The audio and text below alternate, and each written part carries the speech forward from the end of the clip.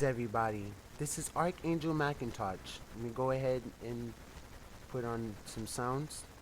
AKA Mikael Israel, from the 12 tribes of Israel, specifically Judah, Yahawada, and Lawaya, which is the Levites, the Haitians. We're continuing part 4 of our video where we're decoding the sacred calendar, the sacred feasts, the sacred holy days, and the sacred times that we celebrate our gratefulness and thankfulness and appreciation to the Most High. And there's certain specific steps and rituals and things that we have to take in order to establish that. So this is what our ancestors used to do. Yis-RoyAl, Israel, the tribe of Jacob, Isaac, Abraham, since Yeshaya. This is all what we used to do a long time ago. So this is all ancient. So I'm gonna go ahead and continue reading to you guys Leviticus, our section, and then once we get to the feast, we're gonna go ahead and start entering. I'll start showing you guys the actual time, how to use the time in the month and everything to know when it's time. So if you're still here with me, you're lucky, because I know a lot of people will probably watch the first 3 halves and be like, I'm bored to death by all this positive stuff and wisdom. I want to go do something else. I don't want to see part 2 and part 3. Oh my God, they're so long. But still, those of you who are still with me today, you are lucky, because many will not make it into heaven's door. I promise you that. So Leviticus 7, section 1, the guilt offering. Likewise, this is the law of the trespass offering. It is most holy, and the place where they kill the burnt offering shall be they kill the trespass offering. And the blood thereof shall he sprinkle round about upon the altar, and he shall offer it all the fat thereof, the rump and the fat that covereth the inward, and the 2 kidneys, and the fat that is on them, which is by the flanks, and the caul that is above the liver, with the kidneys, shall he take away. And the priest shall burn them upon the altar for an offering made by fire unto the Most High. It is a trespass offering. Every male among the priests shall eat thereof. So every male among the priests shall eat thereof. It shall be eaten in the holy place. It is most holy. As the sin offering is, so is the trespass offering. There is one law for them. The priest that maketh atonement therewith shall have it. So the priest that maketh atonement therewith shall have it. There is one law for them. So, and the priest that offereth any man's burnt offering, even the priest shall have to himself the skin of the burnt offering which he had offered. So even the priest shall have to himself the skin of the burnt offering. So he would have to eat the skin. And all the meat offering that is baken in the oven, and all that is dressed in the frying pan and in the pan, shall be the priest that offereth it. And every meat offering mingled with oil and dry shall all the sons of Aaron the priest have, one as much as another. The peace offering, Leviticus 7, section 11. And this is the law of the sacrifice of peace offerings, which he shall offer unto the Most High. If he offer it for thanksgiving, then he shall offer with the sacrifice of thanks for giving unleavened cakes mingled with oil, and unleavened wafers anointed with oil, and cakes mingled with oil, a fine flour fried. Besides the cake, he shall offer for his offering leavened bread, with the sacrifice of thanksgiving of his peace offerings. So besides the cakes that are made unleavened, he shall offer for his offering leavened bread with the sacrifice of thanksgiving of his peace offerings. And of it he shall offer one out of the whole oblation for an heave, offering unto the Most High. And it shall be the priest that sprinkleth the blood of the peace offerings. And the flesh of the sacrifice of his peace offerings for thanksgiving shall be eaten the same day that it is offered. He shall not leave any of it until the morning. But if the sacrifice of his offering be a vow, or a voluntary offering, it shall be eaten the same day that he offereth his sacrifice. And on the morrow, tomorrow, also the remainder of it shall be eaten. But the remainder of the flesh of the sacrifice on the third day shall be burnt with fire.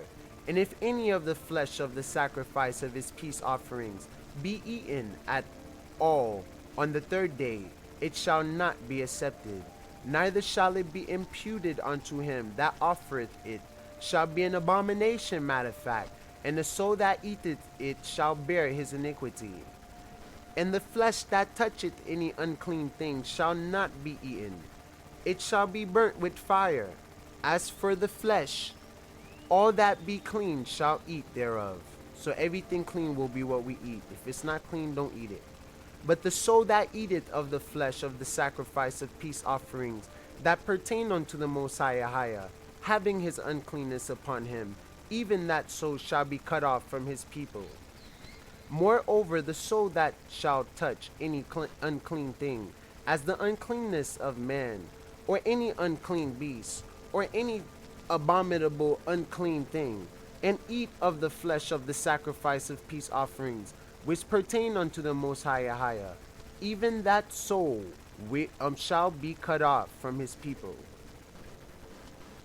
So fat and blood forbidden.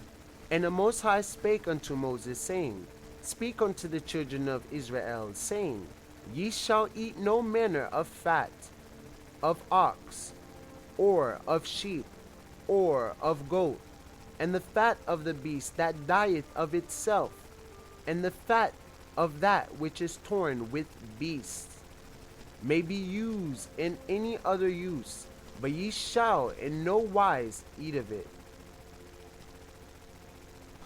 So ye shall not eat any manner of fat, any manner of ox.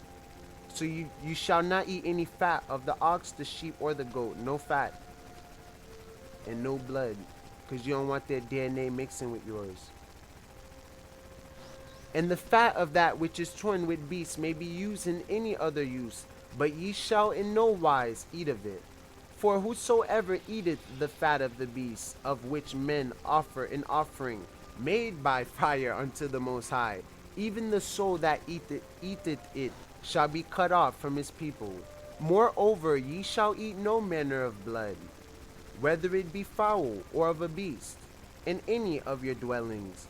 Whatsoever soul it be that eateth any manner of blood, even that soul shall be cut off from his people. So we're not supposed to eat blood or fat. Any manner of blood. So we're not turning into that beast. Leviticus 7, section 28. We shine light upon it. We shine light upon all. Love, love, light, light, peace. Yeshaya. The priest portion. And the Most High spoke unto Moses, saying, Speak unto the children of Israel, saying, He that offereth the sacrifice of his peace offerings unto the Most High shall bring his oblation unto the Most High of the sacrifice of his peace offerings. His own hand shall bring the offerings of the Most High made by fire, the fat with the beast, it shall he bring, that the beast may be waved for a wave offering before the Most High. And the priest shall burn the fat upon the altar, but the beast shall be Aaron's and his sons, and the priests, and the priest's children. In the right shoulder shall ye give unto the priest for an heave offering, of the sacrifices of your peace offerings. He among the sons of Aaron that offereth the blood of the peace offerings and the fat shall have the right shoulder for his part.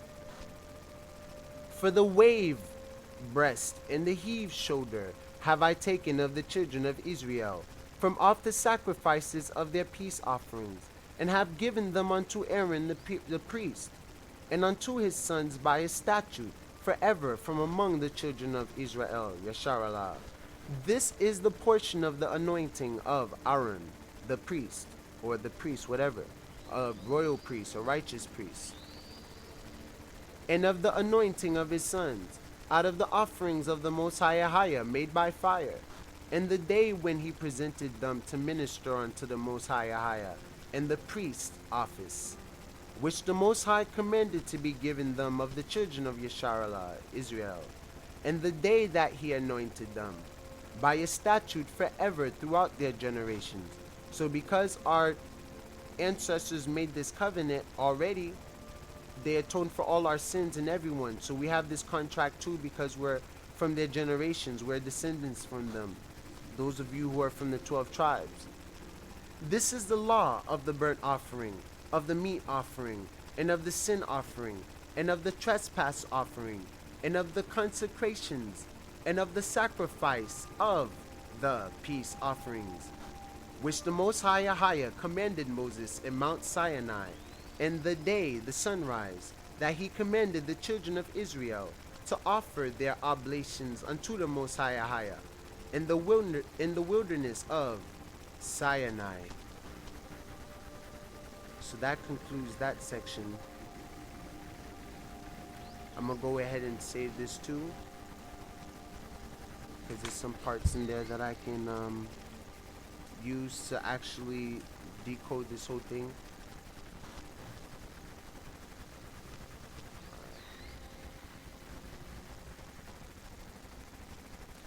Now, if you want to, you can go ahead and read the consecrates Aaron and his sons. That might be important, but I'm gonna go ahead and read. But they explain to you how you anoint your children if you're a priest, and the priest's sin offering, because the priest got to make a sin offering as well before you do anything. And there's strict rules about that because there's certain priests that can be in control. So these are almost like the rules of the priest now, right here, the rules for the priest that the Most High gave him. So, all right, moving on. Leviticus 8, section 1. Moses consecrates Aaron and his sons. And the Most High spoke unto Moses, saying, Take Aaron and his sons with him, and the garment, and the anointing oil, olive oil, and a bullock for the sin offering, and 2 rams. So remember, garment, anointing oil, a bullock for the sin offering, and 2 rams, and a basket of unleavened bread, and gather thou all the congregation together unto the door of the tabernacle of the congregation. And Moses did as the Most High commanded him, and the assembly was gathered together unto the door of the tabernacle of the congregation. And Moses said unto the congregation, This is the thing which the Most High commanded to be done. And Moses brought Aaron and his sons, and washed them with water, and he put upon him the coat, and girded him with the girdle, and clothed him with the robe, and put the ephod upon him, and he girded him with the curious girdle of the ephod, and bound it unto him therewith. And as you already know, we're talking about this right here, the uniform.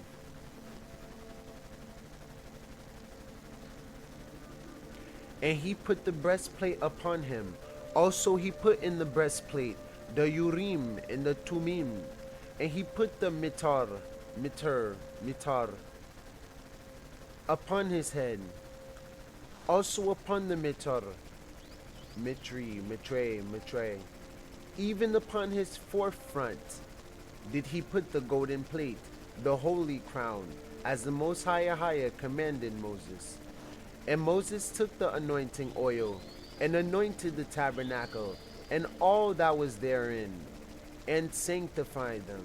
And he sprinkled thereof upon the altar 7 times, and anointed the altar and all his vessels, but the laver in his foot to sanctify them. And he poured out the anointing oil upon Aaron's head, and anointed him to sanctify him. And Moses brought Aaron's sons, and put coats upon them, and girded them with girdles, and put bonnets upon them, as the Most High commanded Moses. So the priest's sin offering. And he brought the bullock for the sin offering, and Aaron and his sons laid their hands upon the head of the bullock of the sin offering, and he slew it. And Moses took the blood and put it upon the horns of the altar round about with his finger. Now this is the order. And purified the altar, and poured the blood at the bottom of the altar, and sanctified it, to make reconciliation upon it. And he took all the fat that was upon the inwards that you're not supposed to eat, and the caul above the liver, and the 2 kidneys, and their fat, and Moses burned it upon the altar. But the bullock and his hide, his flesh and his dung, he burnt with fire without the camp, as the Most High commanded. So only the fat is being burnt in this altar, but the hide of the bullock, the flesh of the bullock, and the dung of the bullock, they burnt with fire without the camp. So they took it outside of the camp and burnt it, as the Most High commanded Moses. The priest's burnt offering. And he brought the ram for the burnt offering. And Aaron, the priest, and his sons, and their sons, or whatever, laid their hands upon the head of the ram, and he killed it. And Moses sprinkled the blood upon the altar round about. And he cut the ram into pieces. And Moses burnt the head, and the pieces, and the fat. And he washed the inwards and the legs in water. Moses burnt the whole ram upon the altar, the whole ram. It was a burnt offering for a sweet savour, and an offering made by fire unto the Most High, as the Most High commanded Moses. The ram consecration. And he brought the other ram, the ram of consecration. And Aaron and his sons laid their hands upon the head of the ram, and he slew it. And Moses took of the blood of it, and put it upon the tip of Aaron's right ear, and upon the thumb of his right hand, and upon the great toe or big toe of his right foot. And he brought Aaron's sons, and Moses put of the blood upon the tip of their right ear, and upon the thumbs of their right hands, and upon the great toes of their right feet.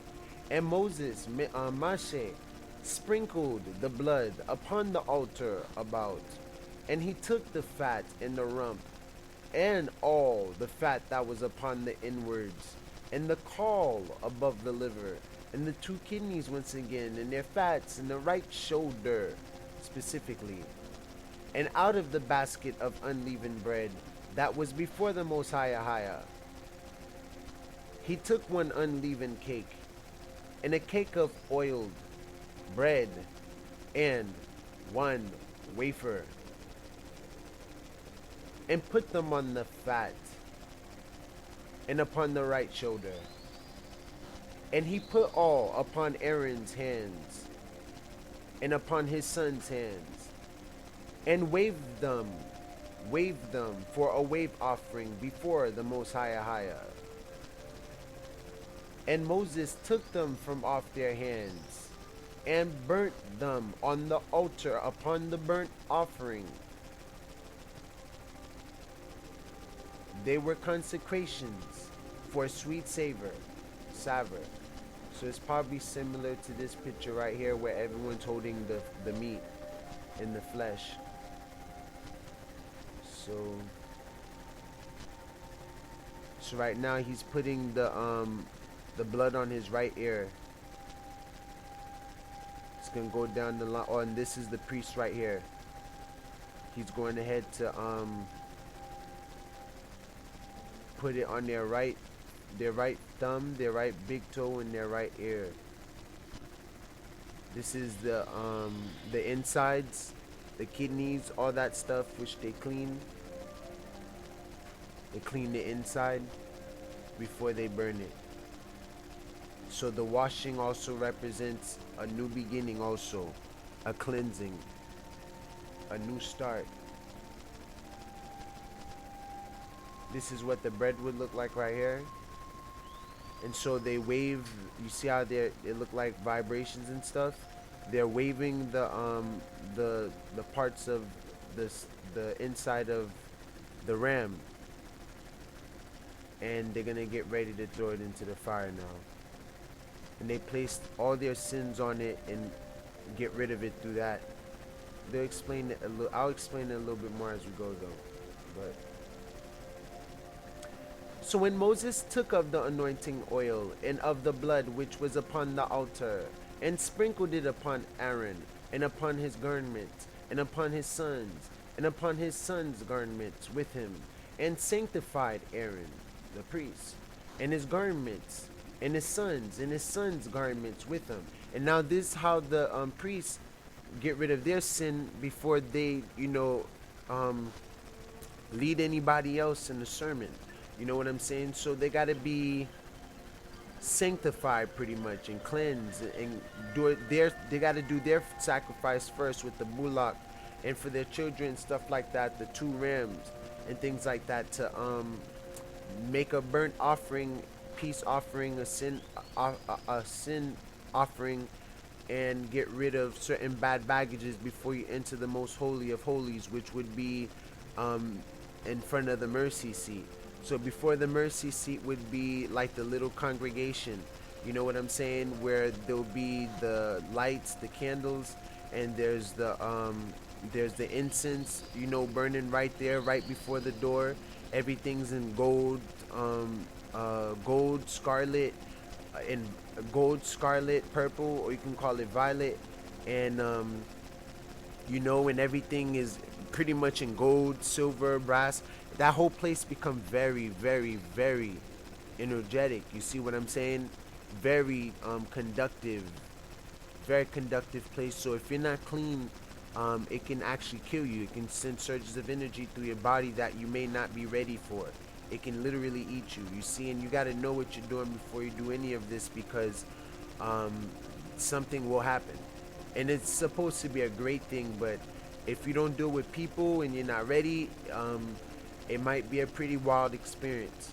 So if I was you, I would first experiment this in my mind, in my consciousness, and visualize how it may be, and enjoy it that way. And then one day when you get good enough and you really comprehend it and you get the feel of it, then do it. You know what I'm saying? Because then you'll have that feeling of being ready. That feeling of being ready is all you need to be able to protect yourself, other than knowing the name of the archangels as well. Ariel, Michael, Gabriel, Raphael. So let's go ahead and continue. So when Moses said unto Aaron and to his sons, boil the flesh at the door of the tabernacle of the congregation, and there eat it with the bread that is in the basket of the consecrations, as I commanded, saying, Aaron and his sons shall eat it, and that which remaineth of the flesh and of the bread shall ye burn with fire, and ye shall not go out of the door of the tabernacle of the congregation in 7 days.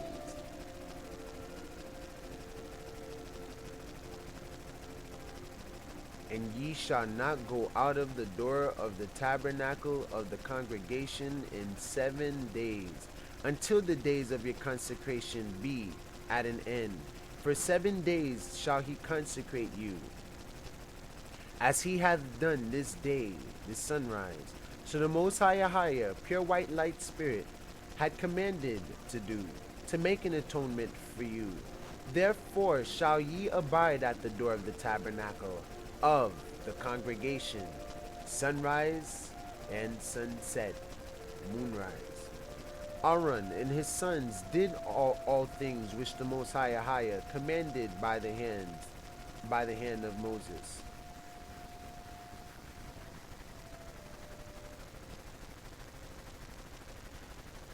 Alright, I'm not going to read this part. You can go ahead and read this section on your own. It's important too. Leviticus 9, section 1. But I'm going to skip around so we can, get to the conclusion. I want to make sure that you guys get enough information to know what this is until a point where it kind of bugs you, where you're like, I know this already, we heard this part, right? Blah, blah, blah. To a point where you get it. And this is how it's going to work. And this is how it's going to be. So if you hang on tight, and you're going to enjoy this ride. You know what I'm saying? You're going to learn a lot. And this is what the Most High says in this own holy book. Even though it's been touched by many people and many things still remain fact when you let it resonate with your heart for a second. So the sin offering. Aaron therefore went unto the altar and slew the calf of the sin offering, which was for himself and the sons, blah, blah, blah. We already know that. So we know that the burnt offering, and he slew the burnt offering, and Aaron's sons presented unto him the blood, which he sprinkled upon the altar. And they presented a burnt offering unto him with the pieces thereof in the head, and he burnt them upon the altar. Alright. And he did wash the inwards and burnt them upon the burnt offering of the altar. Alright.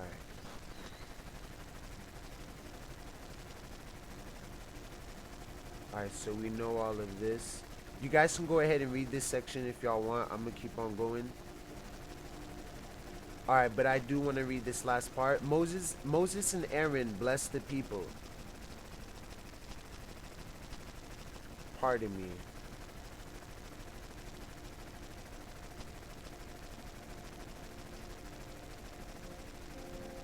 Let me read this little section, the offerings for the people.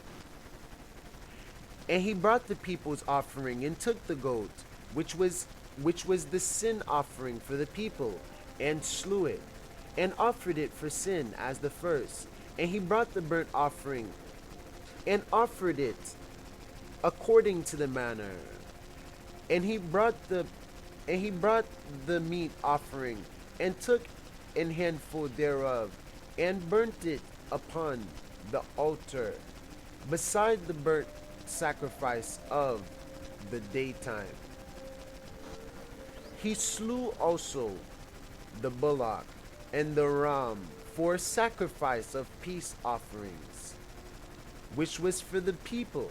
And Aaron's sons presented unto him the blood, which he sprinkled upon the altar round about, and the fat of the bullock and of the ram, the rump, and that which covereth the inwards, and the kidneys, and the caul above the liver.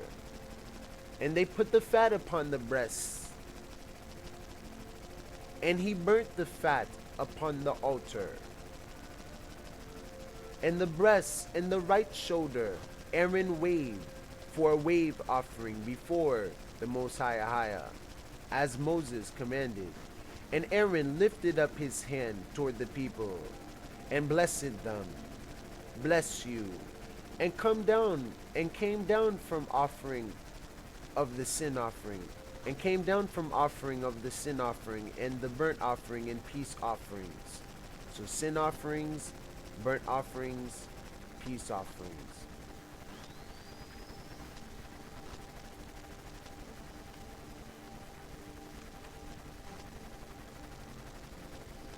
Alright. This would be good to save.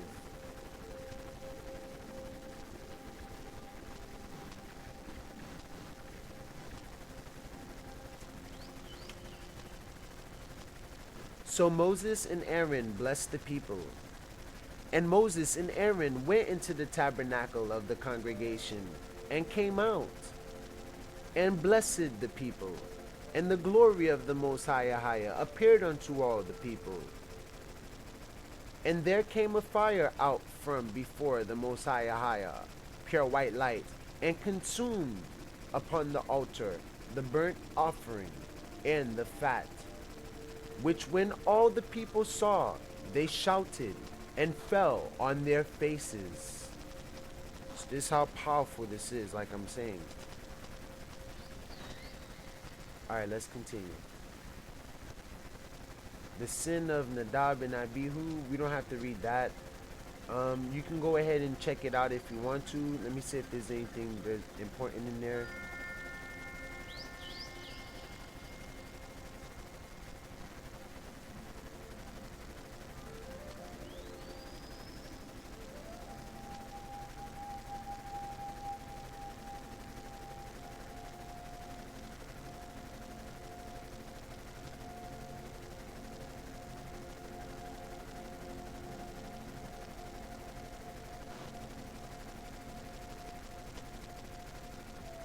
Alright, I think this little part is very important. Just this little section. So this said, Nadab and Abihu, the sons of Aaron, took either of them his censer, and put, and put fire therein, and put incense thereon, and offered strange fire before the Most High, which he commanded them not. And there went out fire from the Most High, and devoured them, and they died before the Most High. Then Moses said unto Aaron, This is it that the Most High spake, saying, I will be sanctified in them that come nigh me, and before all the people I will be glorified. And Aaron held his peace. And Moses called Mishael and Elzaphan, the sons of Uzziel, the uncle of Aaron, and said unto them, Come near, carry your brethren from before the sanctuary out of the camp. So they went near, and carried them in their coats out of the camp, as Moses had said. And Moses said unto Aaron, and unto Eleazar, and unto Itamar, his sons, Uncover not your heads, because all you have to cover your nakedness and stuff like that. That's why you wear all the gold and all this stuff, to be able to go near that type of energy, man. We literally need a suit to talk to the Creator, unless you be destroyed or unless you're clean. So if you don't know who Eleazar is, look it up. If you don't know who Itamar is, look it up. Uzziel, Elzaphan, Mishael. So Moses commanded them, Uncover not your heads, neither rend your clothes, lest ye die, unless you want to die, and unless wrath come upon all the people. But let your brethren, the whole house of Israel, Yis-RoyAl, bewail the burning which the Most High, pure white light spirit hath kindled. And ye shall not go out from the door of the tabernacle of the congregation, lest ye die, for the anointing oil of the Most High is upon you. And they did according to the word of Moses, because if they didn't, they would lose their life in the middle of this whole thing. So you got to be committed before you even come near our culture. You know what I'm saying?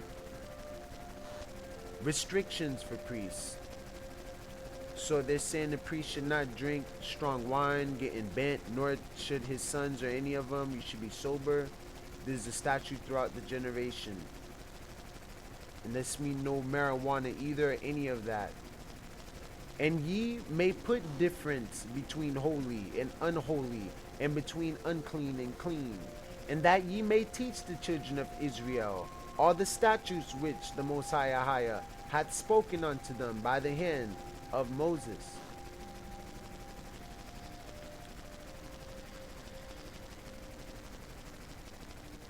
Alright, now if you want to keep reading the rest of this, you can go ahead and keep reading that.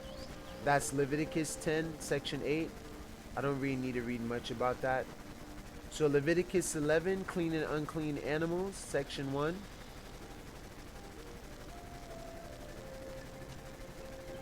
All right, so this is important because this is the clean, what is considered clean animal for the feast, and unclean animals for the feast. For those of y'all who's gonna be pitching into the tabernacle, to the feast, to the celebration of the Most High's day, you want to make sure you bring the right food and not get um, definitely rejected, because there's certain rules to what we eat too. So clean and unclean animals. And the Most High Ahia spake unto Moses and to Aaron, saying unto them, Speak unto the children of Israel, saying, These are the beasts which ye shall eat among all the beasts that are on the earth, the land, the ocean as well. Whatsoever parteth the hoof. So what is part of the hoof? And is cloven footed, and cheweth the cud among the beasts, that shall ye eat. So that actually eat the grass, and it have cloven, it's cloven footed, and it has hoof, and it eats cud among the beasts, that we shall eat, because it eats vegetables. The cud is the vegetables, the natural green that the Creator gave for them to eat too. You see? So nevertheless, these shall ye not eat of them that chew the cud. So of them that do have hooves on their feet, that eat grass, these are the ones you're not supposed to eat.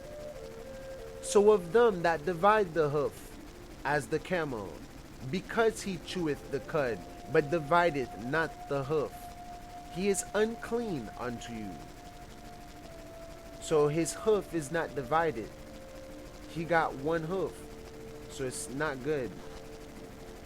And the coney, because he cheweth the cud, but divideth not the hoof, he is unclean unto you.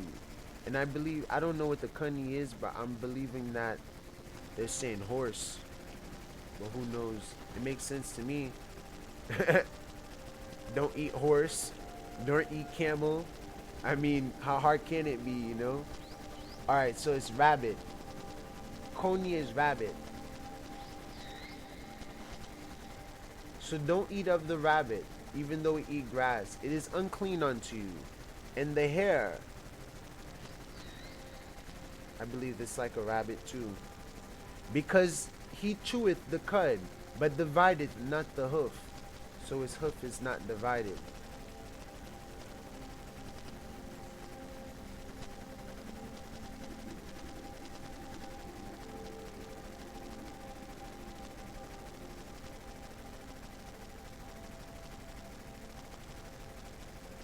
Any solitary leporid mammal of the genus Lepus.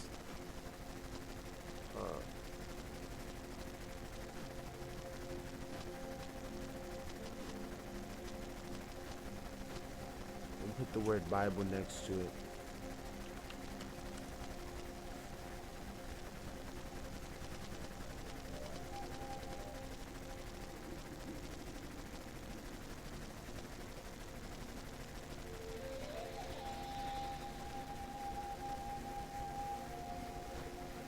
I found me an encyclopedia for the Bible thing.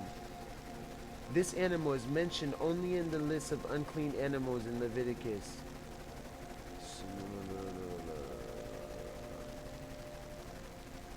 Oh, and this is freely eaten by the Arabs. That's crazy.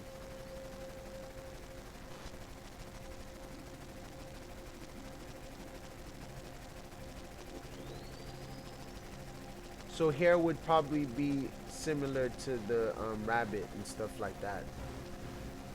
Yeah. Or anything of that family, which would be like rats and stuff like that as well, and things along that line. Even though rats don't eat grass. That's worse. He is unclean to you. Of their flesh shall ye not eat. and their carcass shall ye not touch. They are unclean to you. These shall ye eat of all that are in the waters. So the first one was earth. This is water. Whatsoever hath fins and scales in the waters, in the seas and in the rivers, in the seas and in the rivers, not canals and wells, not other stuff, them shall ye eat.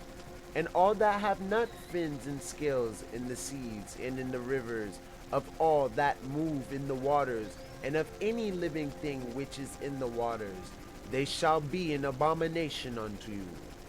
Especially right now during the Fukushima nuclear wasting and stuff. You gotta watch out. They got heavy levels of all that junk in them because they feed off the bottom and the nasty stuff. Like pigs on earth and vultures. They shall be even an abomination unto you. Ye shall not eat of their flesh, but ye shall have their carcasses an abomination. Whatsoever hath no fins nor scales in the waters, that shall be an abomination to you. So make sure you remember that.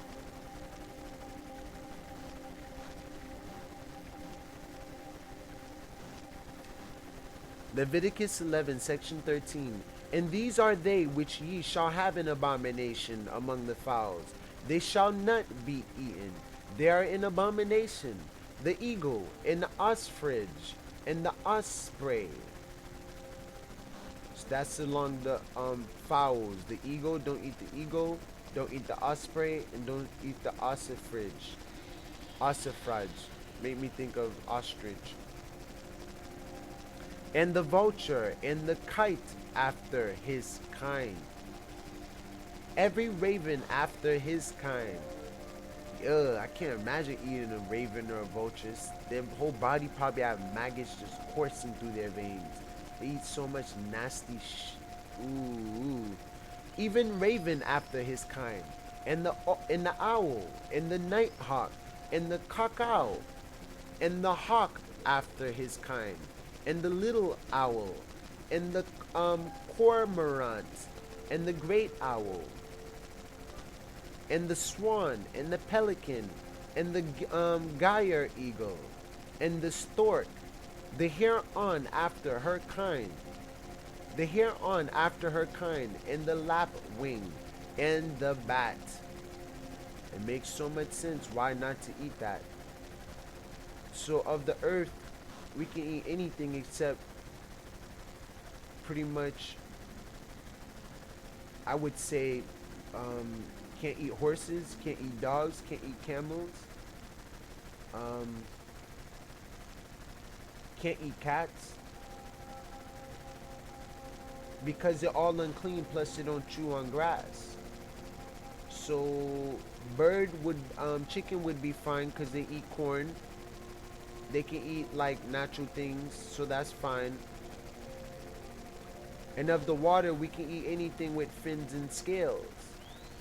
If they don't swim with fins like angels and they don't have scales, gills to breathe, don't eat it. Don't breathe it. Don't eat it.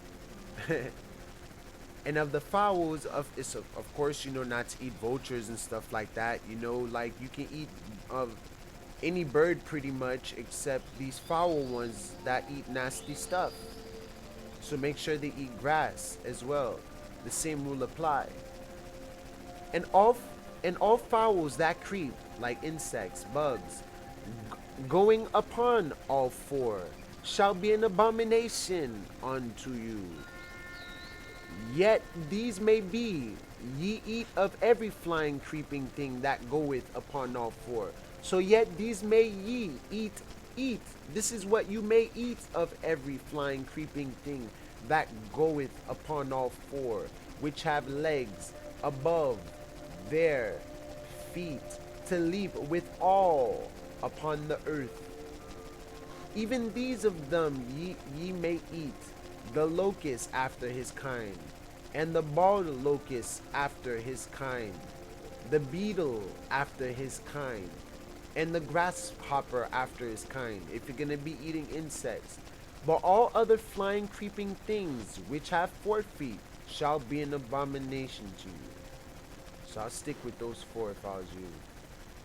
Beetle, ball, locust, grasshopper. And for these ye shall be unclean, whosoever toucheth the carcass of them shall be unclean until the even. And whosoever beareth aught of the carcass of them shall wash his clothes and be unclean until the even. The carcasses of every beast which divideth the hoof is not cloven footed, nor cheweth the cud, are unclean unto you.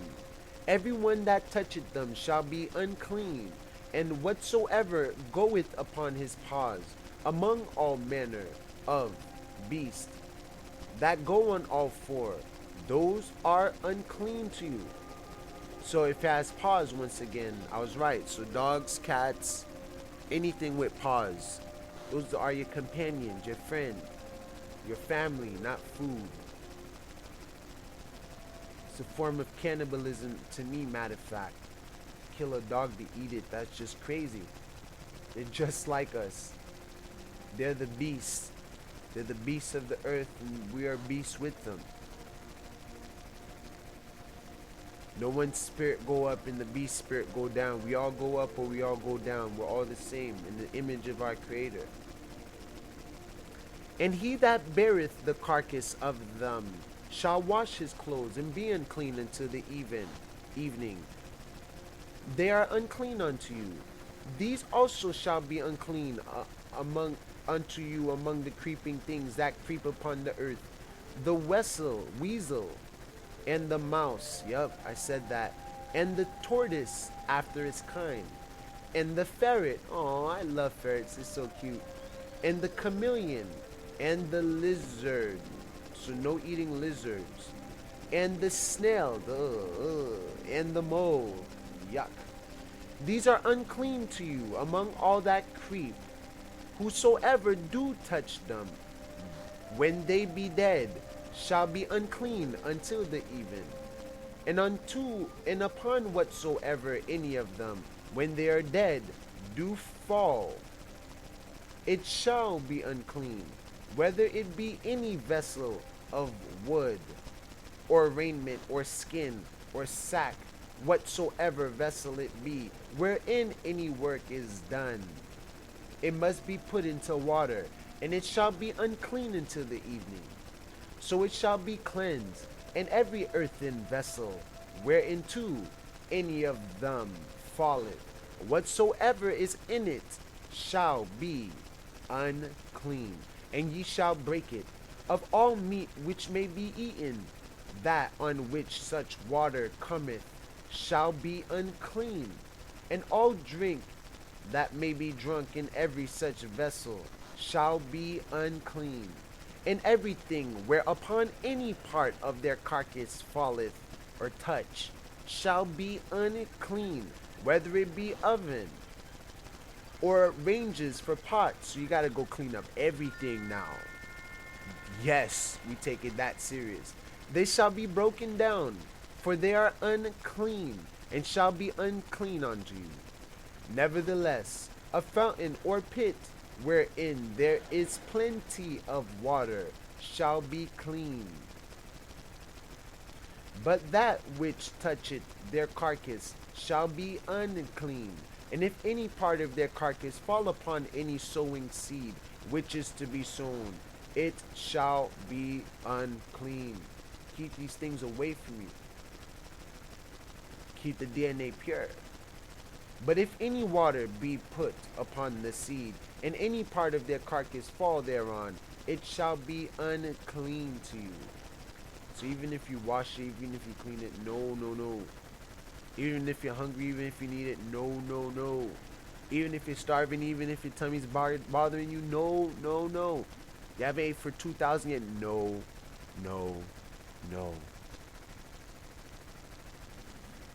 So every creeping thing that creepeth upon the earth shall be an abomination. It shall not be eaten. Whatsoever goeth upon the belly, like a snake, and whatsoever goeth upon all four, like a dog, or whatsoever hath more feet among all creeping things that creep upon the earth, spiders, then ye shall not eat, for they are an abomination. Ye shall not make yourselves abominable with any creeping thing that creepeth, neither shall ye make yourselves unclean with them, that ye should be defiled thereby. For I am the pure white light spirit. I am that I am, your God, creator, and prime. Ye shall therefore sanctify yourselves, and ye shall be holy spirits. For I am Ahaya, holy. Neither shall ye defile yourselves with any manner of creeping thing that creepeth upon the earth. For I am the most high Ahaya, that bringeth you up out of the land of oppression, to be your most high Ahaya, your highest self. Ye shall therefore be holy, for I am holy. This is the law of the beast, and of the fowl, and of every living creature that moveth in the waters, and of every creature that creepeth upon the earth, to make a difference between the unclean and the clean, and between the beast that may be eaten and the beast that may not be eaten. And we know this through our intuition now, what we should eat and what we shouldn't eat. So, alright, I don't think I'm going to be reading this section yet. This sounds very important though. It's about purification after childbirth for the mothers and the moms. Alright, I might as well read it. It's short. Alright, Leviticus 12. And this is all the laws too. That's why Leviticus, Exodus, and Genesis is like the basic foundation to everything you need to know about this book. You know? And you see it in action throughout the rest of the book. And the tragedy of the Hebrew Israelites obeying the book and then disobeying it another time. So Leviticus 12, section 1, purification after childbirth. And the pure white light spirit, the Almighty I am, spoke unto Moses, saying, Speak unto the children of Israel, saying, If a woman has conceived seed, and born a man child, then she shall be unclean 7 days, according to the days of the separation. For her infirmity shall she be unclean. And in the 8th day the flesh of his foreskin shall be circumcised, and she shall then continually in the blood of her purifying 3 days. So 33 days, and she shall then continue in the blood of her purifying for 33 days. So a month and 3 days. She shall touch no hallowed thing, nor come into the sanctuary, because she's unclean at the moment, until the days of her purifying be fulfilled, because she's been purified through the birth. She just gave birth. She's already going through the holy experience of the Creator. You see? She's already going through the holy experience of the Creator, the Almighty pure white light. Therefore, her body is going into a purge to get rid of a lot of things she don't need. And plus, she just gave life, so she can't go anywhere near the sanctuary because she's not clean right now. She's whooping the devil's ass pretty much. But if she bear a maid child, then she shall be unclean 2 weeks, as in her separation. And she shall continue in the blood of her purifying 66 days. For 660 days. Purifying 66 days.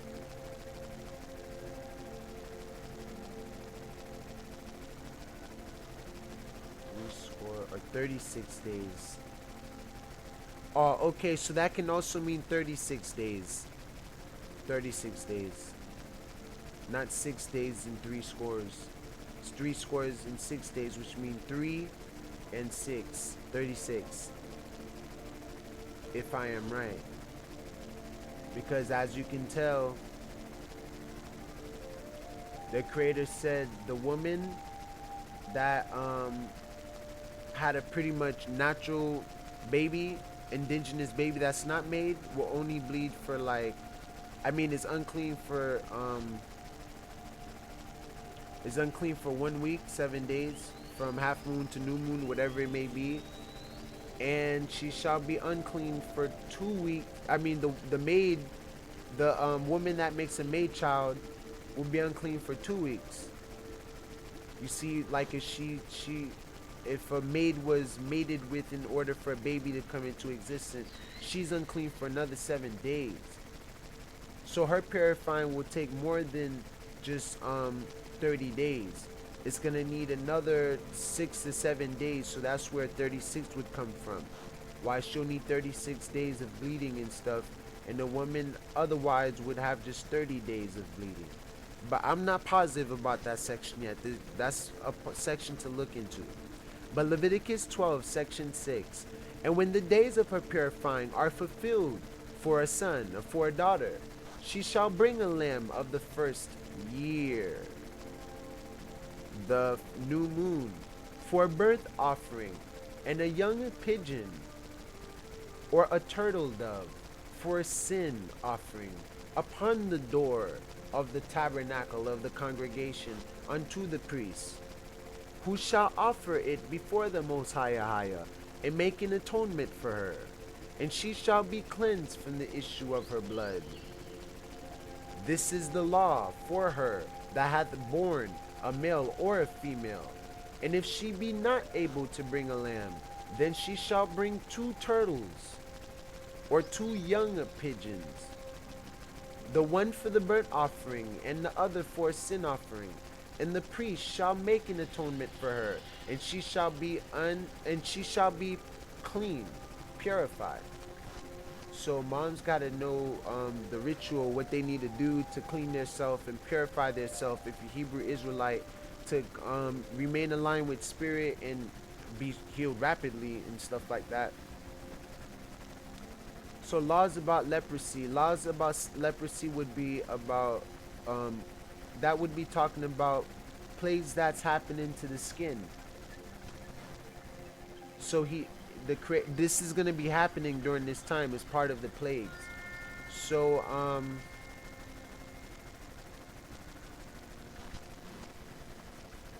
when you read that, you'll know how to actually get rid of those skin problems like eczema and skin irritation and all that stuff.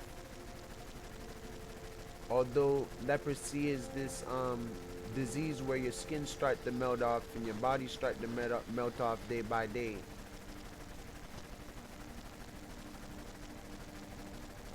Wow. Alright, I don't need to read this section though, even though it's important. If I was you, I'll go ahead and read this. That's Leviticus 13.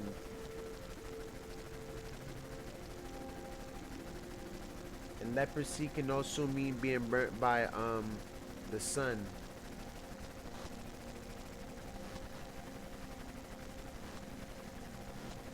It also talk about mildew clothing. Alright, we'll go ahead and continue. Cleaning the leper. We're not going to read that either. That's Leviticus 14.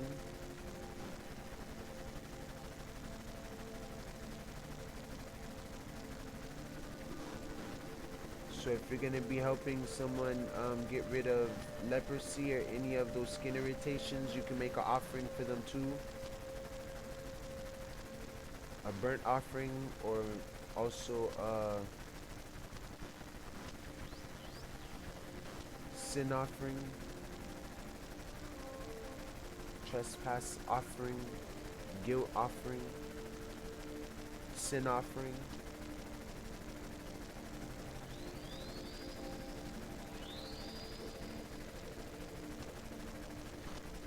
Alright, so it explains everything pretty much.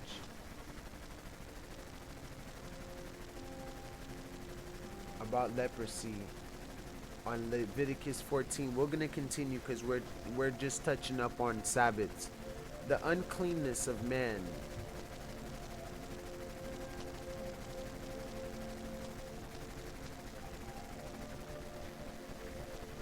All right, this is important to read because you gotta know how to clean your food. Your food has to be clean before you cook it and eat it, and it's important to know about being clean.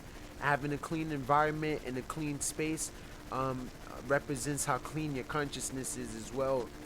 It is a mirror of how you're feeling inside and how responsible you are and active. So being clean is very important to the Creator.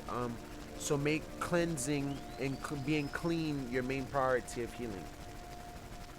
Not joy, but cleansing. Joy comes from cleansing, or they're simultaneous. Left cleansing, cleansing joy. Leviticus 15, section 1. The uncleanness of men. And the Most High Spirit spoke unto Moses and to Aaron, saying, Speak unto the children of Yis-RoyAl, and say unto them, when any man hath a running issue out of his flesh, because of his issue, he is unclean. Issue will be odor, bad smell, or something like that. Look dirty and all that stuff. It's bad. And this shall be his uncleanness in his issue. And his issue can also mean his issue spiritually. You see what I'm saying? So it can also mean spiritually. You can be clean physically on the outside of the cup, but on the inside of the cup, if it's filthy, it's unclean. So that's the issue.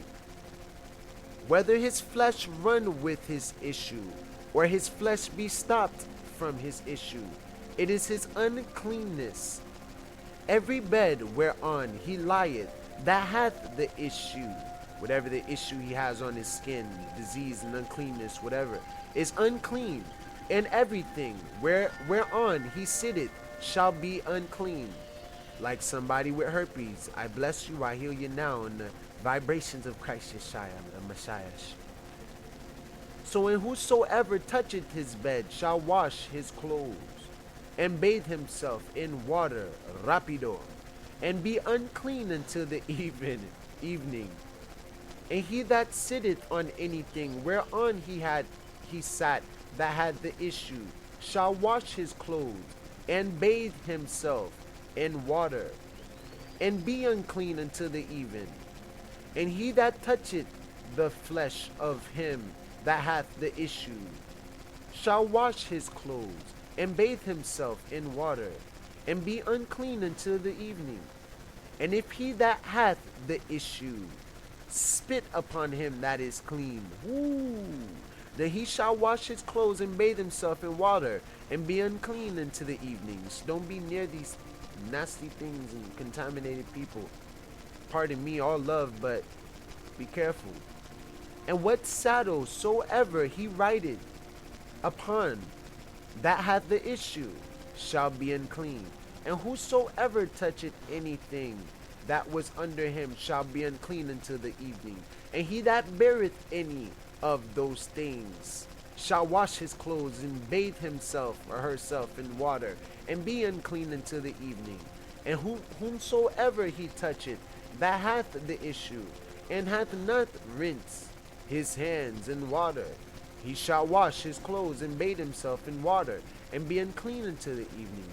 And the vessel of earth that he toucheth, which hath the issue, shall be broken, and every vessel of wood shall be rinsed in water.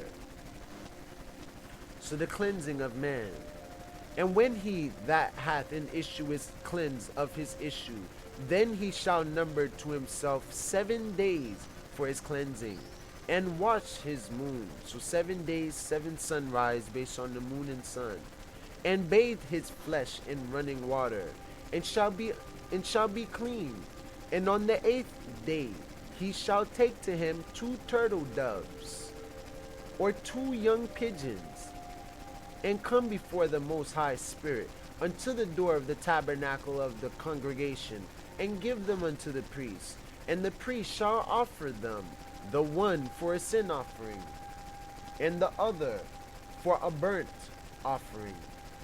And the priest shall make an atonement for him before the Most High Spirit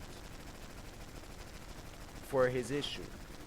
And if any man's seed of copulation go out from him, whatever children he bear, Then he shall wash all his flesh in water, and be unclean until the evening. Pardon me, copulation go out for him, whatever seed of copulation. And every garment and every skin whereon is the seed of copulation shall be washed with water, and be unclean until the evening. The woman also with whom man shall lie with seed of copulation, they shall both bathe themselves in water, and be unclean until evening. And I suggest to do it one by one.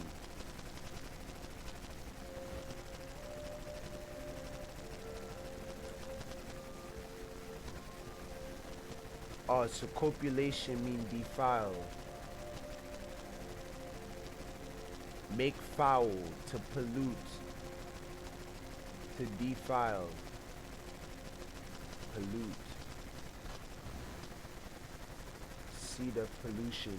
They shall both bathe themselves. Oh, which would be almost like semen in a way too. Huh. The uncleanness of womb man. And if a womb man have an issue, and her issue in her flesh be blood, she shall be put apart 7 days.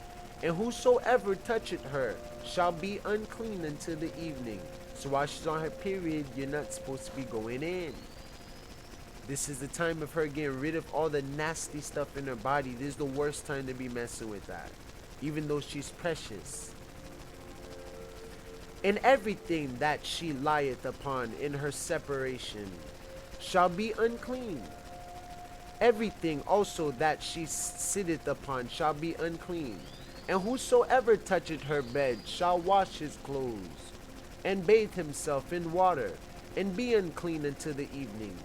And whosoever toucheth anything that she sat upon shall wash his clothes, and bathe himself in water, and be unclean until the evening.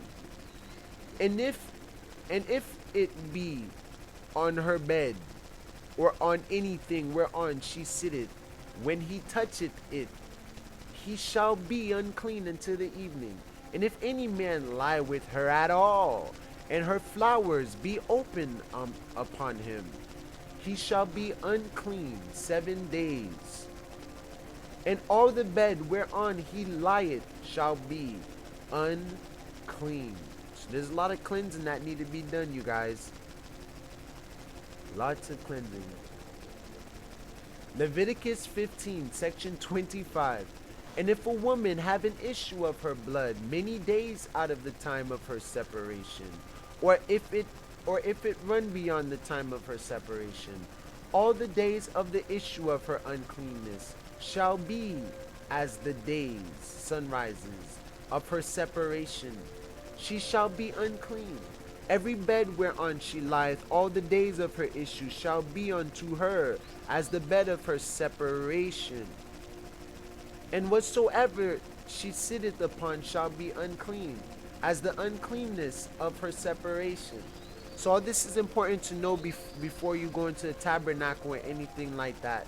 You know what I'm saying? Doesn't mean you can't stand outside the door or something like that, the courthouse, or I mean, I can't tell you that either. I just wouldn't be around that place while all that energy is going to be like that, and you know, you're not fully clean to meet the Creator.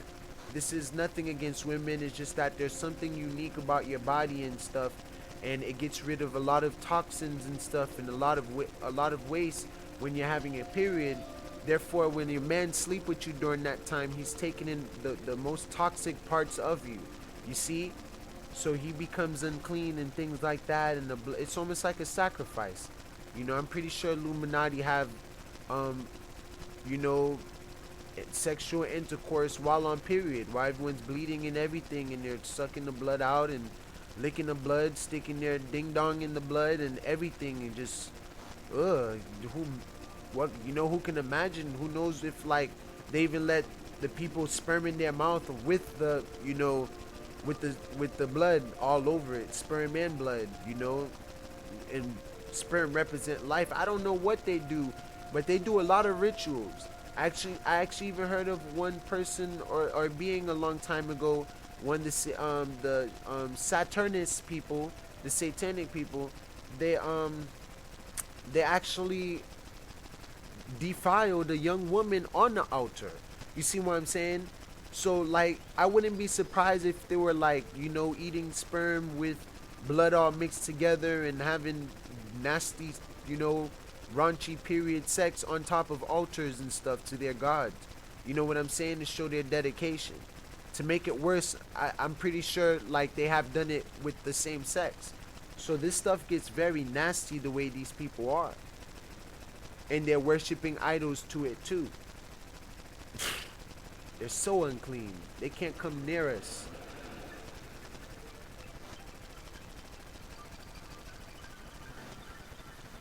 So all whosoever toucheth those things she shall be unclean, and shall wash his clothes, and bathe himself in water, and be unclean until the evening. The cleansing of woman. But if she be cleansed of her issue, then she shall number to herself 7 days, and after that she shall be clean. And on the 8th day she shall take unto her 2 turtles, or 2 young pigeons, and bring them unto the priest to the door of the tabernacle of the congregation. So there is the 8th day. As you can tell, the Creator's constantly saying there's an 8th day. So he took out another day out of our week. That's probably why a lot of people is missing whatchamacallit, are missing the cycles. Because maybe it's not 7 days in between, maybe it's 8 days in between. Maybe sometimes 7, maybe sometimes 8 between that. You see what I'm saying?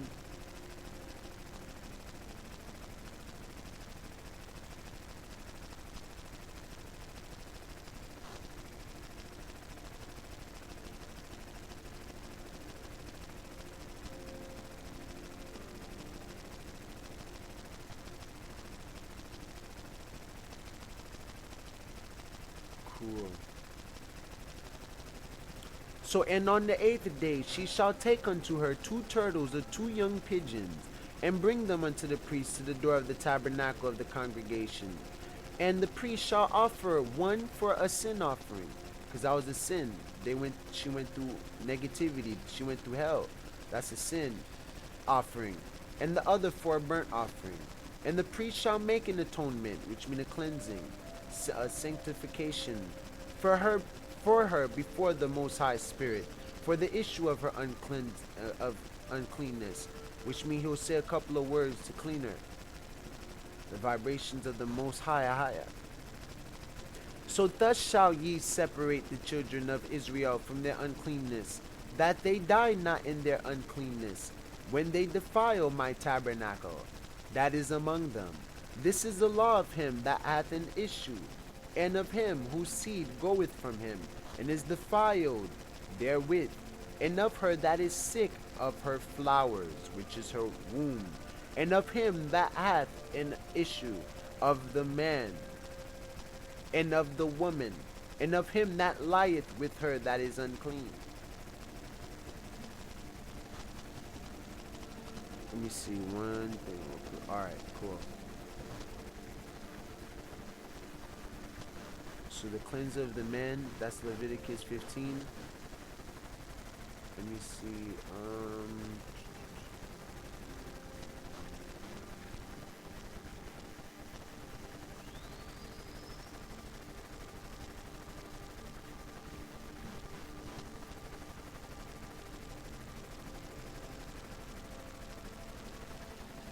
Alright, I'm gonna just save this right here and move forward. I love you guys. Thank you for being here with me. Alright, let me see. This will be Leviticus 16, the law of atonement. And the Most High Spirit spoke unto Moses after the death of the 2 sons of Aaron, the priest, when they offered before the Most High and died. And the Most High Spirit said unto Moses, Speak unto Aaron thy brother, that he come not at all times into the holy place within the veil before the mercy seat, which is upon the ark, that he die not. For I will appear in the cloud upon the mercy seat, Thus shall Aaron come into the holy place with the young bullock for a sin offering for atonement, and a ram for a burnt offering. Because Aaron was probably really sad after his two children died and stuff like that, and so he had to be clean again. He shall put on the holy linen coat, and he shall have the linen breeches upon his flesh, and shall be girded with the linen girdle, and with the linen mitre shall he be attired. These are holy garments. Therefore shall he wash his feet in water, and so put them on, and shall take the congregation of the holy children of Israel 2 kids of the goats for a sin offering, and 1 ram for a burnt offering. And Aaron shall offer his bullock of the sin offering, which is for himself for the sin, and make an atonement for himself and for his house. And he shall take the 2 goats and present them before the Most High at the door of the tabernacle of the congregation. Almost reminds you of his 2 kids, 2 child goats. And Aaron shall cast lots upon the 2 goats, which mean roll dice between the 2 goats to see which one will go. You know what I'm saying?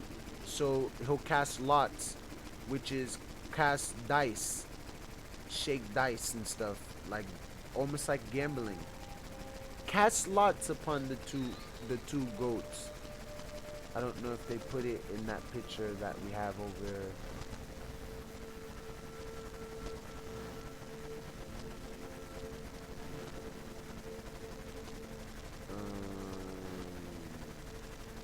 Let's see if they have a picture of it real quick. Cherubim.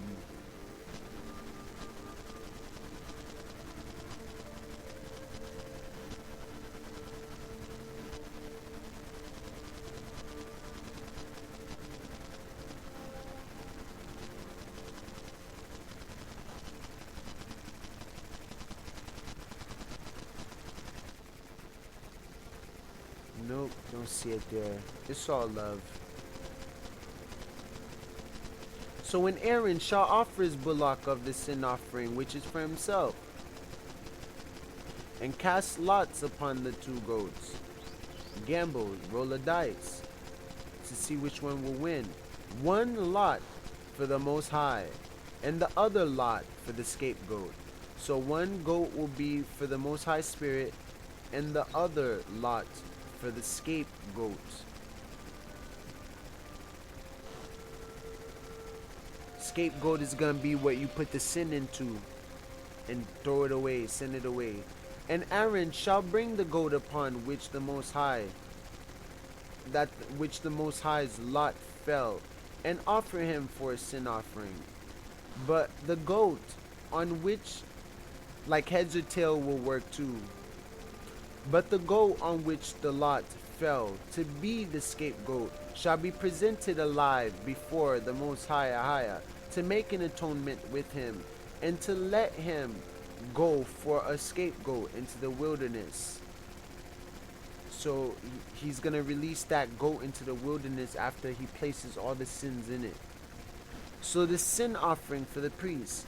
And Aaron shall bring the bullock of the sin offering, which is for himself, and shall make an atonement for himself and for his house, and shall kill the bullock of the sin offering, which is for himself.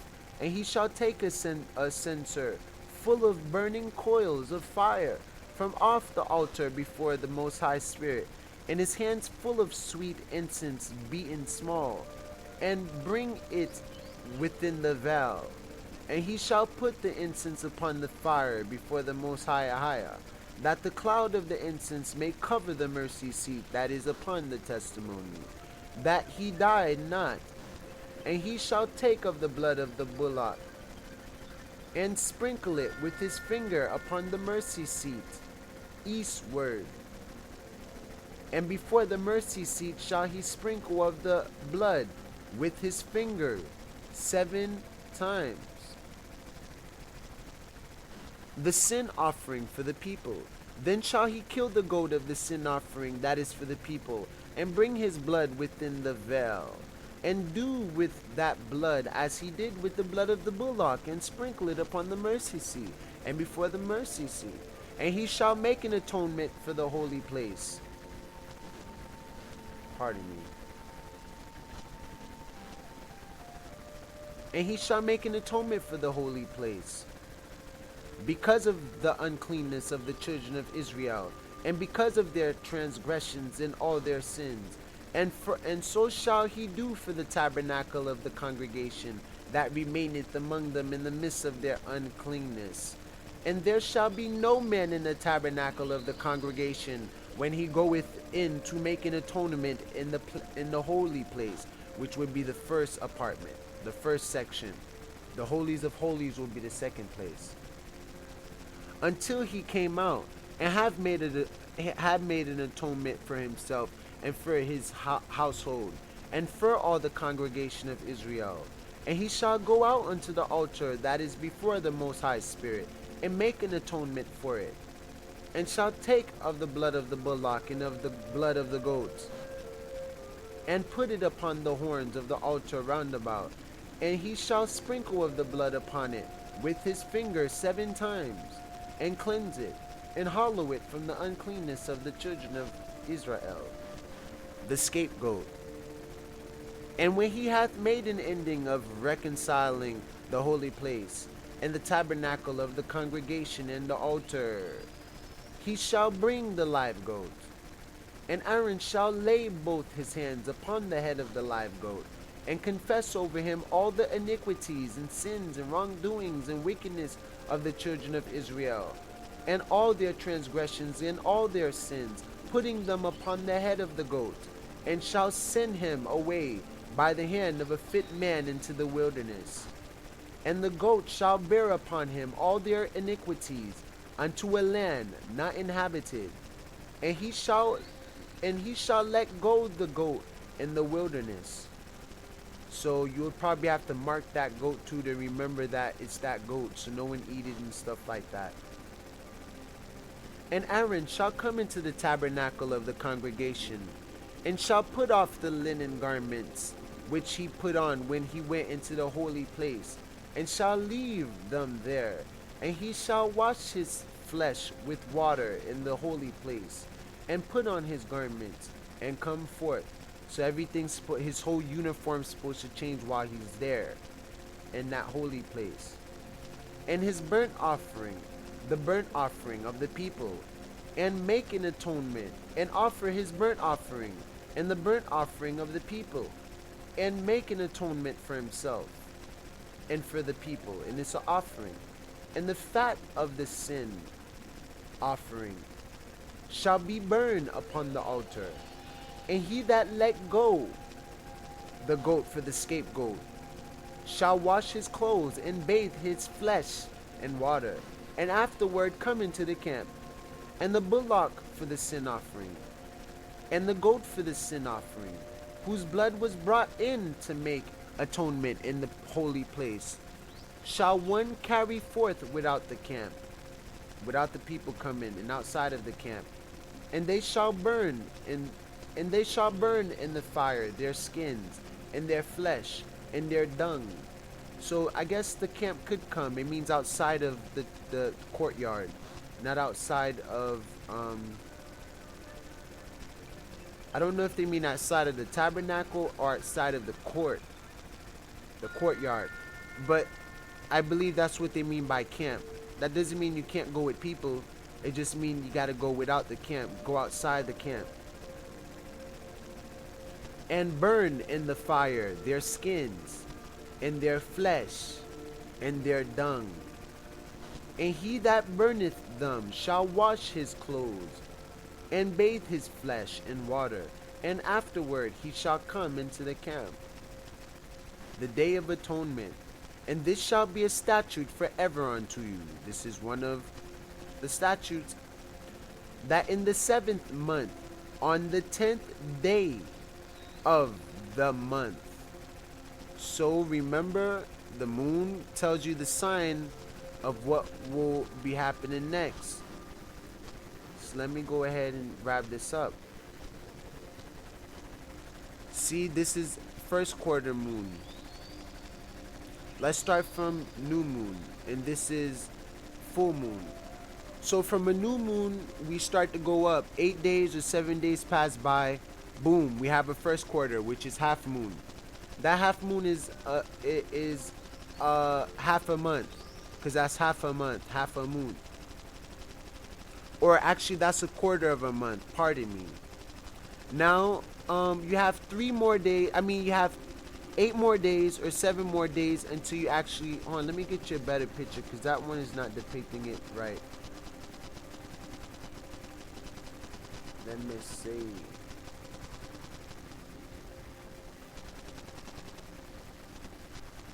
Alright, so new moon, full moon, half moon, half moon. There's 2 half moons, which mean half months. Or I believe it mean quarter month. And 75% of a month, and then a full month. Actually, no, there's actually half month. It goes from half month, full month, back to half month to new month. So alright, let's do it like this. So from the new moon to half moon, it takes 7 to 8 days. From the half moon to a full month, it takes 7 to 8 days. From a full moon to another half moon, it takes 7 to 8 days. These halfway points take 7 to 8 days, which represents weeks. So by the time you get to the next cycle, half cycles and stuff, you reach a Sabbath.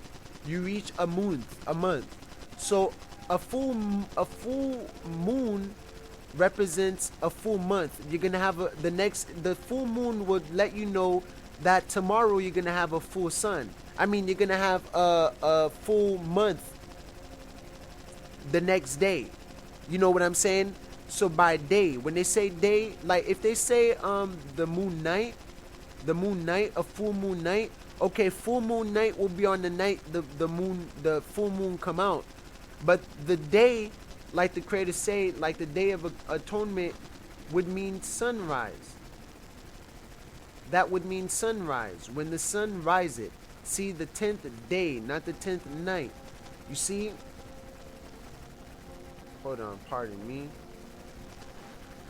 So the 10th day would be on the 7th month. That would be the 7th moon cycle along the year axle, which I'll show you a little bit later still.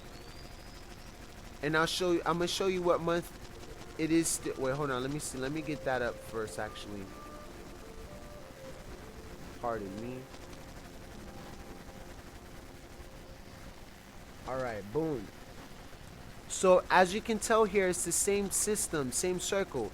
Half moon, full moon, half moon, new moon. Same thing. So the months represents the moon cycle. So when we have a new moon, we usually have a new month. We usually have one new moon each month. You see, each month. So they got the word month from moon. That's actually where they got that from. So the first day, as you guys already know, based on what we have learned in the other videos, the first month or the year, the beginning of the year, or the first year, or the first month starting off the year is Nisan, Aviv, which is this right here, Nisan. This would be around March and April, as you can tell, because this is Gregorian. The Gregorian calendar is man-made. It's set based on artificial time. Therefore, sometimes when we're having the full moon, the full month, we're still like in March 4, when we already had a full moon. You know what I'm saying? So the Gregorian calendar is completely wrong. It will trick you. But based on the Gregorian calendar, since it's almost next to the truth, it's just missing one more day. The new month, Passover and everything, Passover, unleavened cakes, offering of first fruits, would all happen around right here, the first month. And that first month, the first moon, The first new moon would be in between March and April, that new moon. So in between there is the first month. So now you count from there. 1, 2, 3, 4, 5, 6, 7. So Tishri, Etanim, Ethanim, Etanim. That would be the 7th month. Now you go on the 10th day in that month. So in between September and October, when there's a new moon, a new month, that would be that 7th month along the year cycle before everything go around. So on the 10th day, on that day, there's a lot of things happening. Not only does 7 represents everything, but it will be the trumpet blast, 1 trumpet blast, 10 day of atonement, the festival of booths or in gathering, and solemn assembly. This is all happening around this section, and around that section is when we're supposed to be plowing. This is around fall, where everything we have we're supposed to be conserving, eating, and all that. Around Nisan, Aviv, around March and April, that's around spring. So this is when everything start to spring up and gets good, and everything start to blossom around June, around Sivan and Tammuz, the first grapes, the wheat, early figs. Your fruits start to grow then, and around winter is when you got to save what you have, and different other plants start to grow and everything. You see what I'm saying? So the whole Bible teaches you how to plant, the right seasons, what time to do it. It's actually part of the commandment, to do this. This is what's gonna make you fruitful. So the 7th day would be right across from Nisan. By the way, Nisan represents the zodiac sign of Ram. This would represent the zodiac sign of Ram. I gotta learn which one it would be from there. I believe that this is probably Cancer, and this is probably Gemini, and this is probably Leo, but I'm not sure though. Like these are the true names though of the months, by the way, the moon cycles. Nisan, Iyar, Sivan, Tammuz, and this is New Hebrew. I have to look for it in Paleo Hebrew, the ancient Hebrew. Ab, Elul, Tishri, Heshvan, Chislev, Tebet, Shebat, Adar, and Viadar, which would probably be a leap year, which means we have a leap year around that time, and around the end in the beginning. Adar is the end, Nisan the beginning, and then we begin with Nisan again. Everything springs, falls, goes into winter again, spring again, go into summer, fall, go into winter again. Everything springs, everything heads into summer, then it falls, go into winter, and it's a perpetual cycle of the sun, of the cycle of everything. So the return of the sun might be the return of the SUN blowing up instead of a nuclear bomb. So who knows? So that in the 7th month, on the 10th day of the month, which means the day right after the moon, right after the new moon, you know what day you have the next day. You see what I'm saying? We don't start worshiping at night, we worship during the day. So when it's about sunrise, whatever time that may be for you would be when it began. You see? So ye shall afflict your souls. So on that day, we will afflict our souls, which means starve. Not starve, but fast. Not eat and things like that. And do no work at all, which means don't do no work, just no eat, don't drink, no anything. And do not work at all, whether it be one of your own country, or a stranger that sojourneth among you. For on that day shall the priest make an atonement for you, to cleanse you, that ye may be clean from all your sins before the Most High Spirit. It shall be a Sabbath of rest unto you. Shabbat. Shabbat is always a rest. Rest, rest, rest. Relax. And ye shall afflict your souls by your statute forever. And the priest whom he shall anoint, and whom he shall consecrate to minister in the priest's office in his father's stead, shall make the atonement, and shall put on the linen clothes, even the holy garments. And he shall make an atonement for the holy sanctuary. And he shall make an atonement for the tabernacle of the congregation, and for the altar. And he shall make an atonement for the priests, and for all the people of the congregation. And this shall be an everlasting statute, agreement, contract, signed, sealed, and sealed unto you, to make an atonement for the children of Israel for all their sins once a year. And he did as the Most High commanded Moses. So as you can tell, once a year we do that around September, October.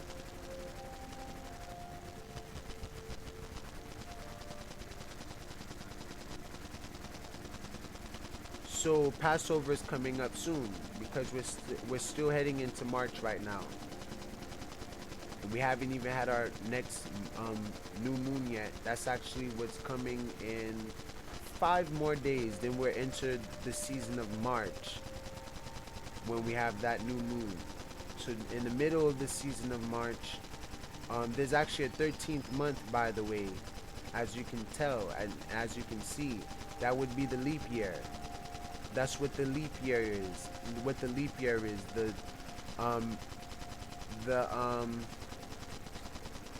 almost like a half a month that we have. I'll explain that in the video along this series. But alright, so now you're realizing the cycle of the moon. Let me show you some pictures so you can get a hang of what it looks like. And all you have to do is go outside, look at the sun. So the sun, it rises at a certain time.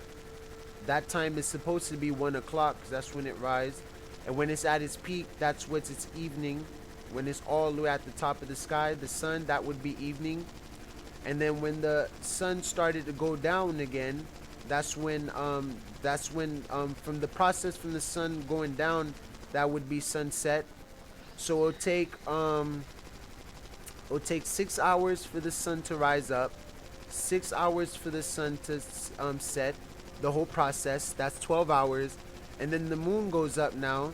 Now you have the moon for 6 hours, working its way all the way up to the apex, all the way up to the top of the earth. And then it goes back down for 12 hours as well. And then the sun comes back up for 12 hours. So the sun rising up would be day, the moon coming up would be night. You see what I'm saying? And the whole clock was built around that whole concept. The whole clock was supposed to be built around that concept where the sun is positioned during the time. Now we just have a clock telling us what time it is without telling us the position of the sun. It's like right here was supposed to tell us the sun is over here near, hold on, let me get this picture.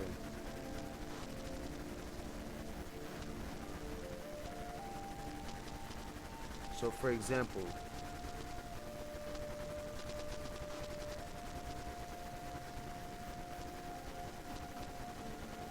as you can tell, they're both circular, they're both in a sphere, so it mimics the zodiac sign. The clock mimics not only the 12, there's a 13 as well. It also mimics the sun cycle and the moon cycle. So everything is based off the moon and sun, like the Creator told us in Genesis 1. Remember that section? When the Creator said it made the bigger light and the lesser light, the greater light and the lesser light, to separate day from night. So when the Creator say day, it literally means day. And when it tells you something in a specific order, that's the order it's supposed to be taken in. There's no mixing it around like, what if he meant? No. And the order he tells you is the order he mean it.